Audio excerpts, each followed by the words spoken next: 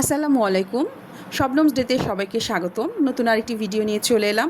আমি আজকে রান্না করব মৃগেল মাছ, এবং মৃগেল মাছ আমি সবজি দিয়ে রান্না করব, যেটা হচ্ছে চাল কুমড়া। গরমের দিনে চাল কুমড়া দিয়ে সবজি রান্না করলে খুবই ভালো হয়।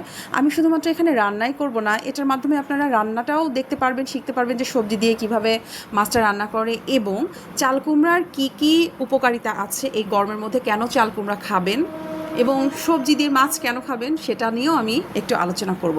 তো আমার রান্না দেখলে শুধুমাত্র যে রান্না শিখবেন তাই নয়, সাথে সাথে এই সবজিটার কি গুণাগুণ এবং কেন আমি রান্নায় ব্যবহার করছি আপনারা সেটাও জানতে পারবেন। তো চলে আসুন। আমি একটি কড়াইয়ের মধ্যে পেঁয়াজ দিয়েছি, পেঁয়াজ দেওয়ার পরে পেঁয়াজটাকে একটু ভেজে নিয়েছি। তারপরে এখানে আমি গিয়ে সব ধরনের মশলা, হলুদ, মরিচের গুঁড়া, ধনে গুঁড়া, কাঁচামরিচ, লবণ এগুলো দিয়ে আমি খুব সুন্দর করে মশলাটাকে ভালো করে কষিয়ে নিয়েছি।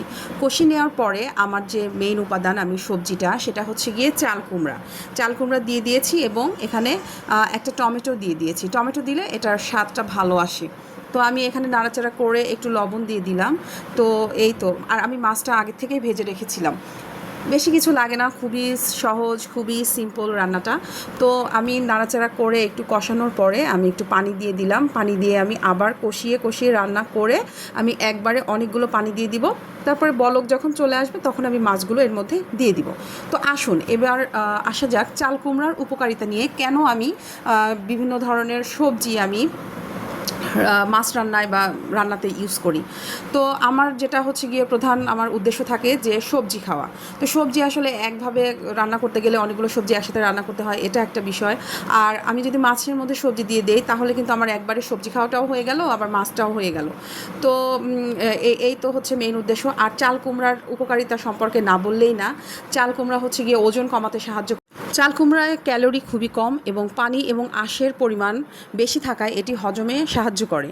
আর এটি ডায়াবেটিস রোগীদের জন্য খুবই নিরাপদ, কারণ চাল কুমড়ায় শর্করার পরিমাণও খুবই কম থাকে। তাই ডায়াবেটিসের রোগীরা নিশ্চিন্ত মনে আপনারা চাল কুমড়া খেতে পারেন। চাল কুমড়া পেট ঠান্ডা রাখে এবং হজম প্রক্রিয়া উন্নত করে, গ্যাস্ট্রিক, কোষ্ঠকাঠিন্য এগুলো কমায়। চাল কুমড়ায় থাকা পটাশিয়াম রক্তচাপ স্বাভাবিক রাখতে সাহায্য করে। ত্বক ও চুলের যত্নেও কিন্তু চাল কুমড়ার রস অনেক উপকারী। এটি ত্বক উজ্জ্বল এবং কোমল রাখে। এটা নাকি চুল পড়া কমাতেও সাহায্য করে। আমি অবশ্য ট্রাই করিনি কখনো। তো দেহের তাপমাত্রা নিয়ন্ত্রণ করে, এটা তো সবাই জানে। এই জন্য এটা গরমকালের সবজি। দেখবেন যে প্রকৃতির সাথে সাথে কিন্তু সবজিগুলো আসে।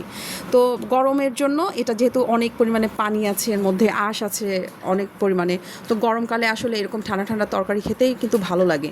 আর এতে প্রচুর পরিমাণে অ্যান্টিঅক্সিডেন্ট থাকে, ভিটামিন সি থাকে, যা রোগ প্রতিরোধে সাহায্য করে, ইমিউনিটি বাড়ায়, ডিটক্সিফায়ার হিসেবে কাজ করে।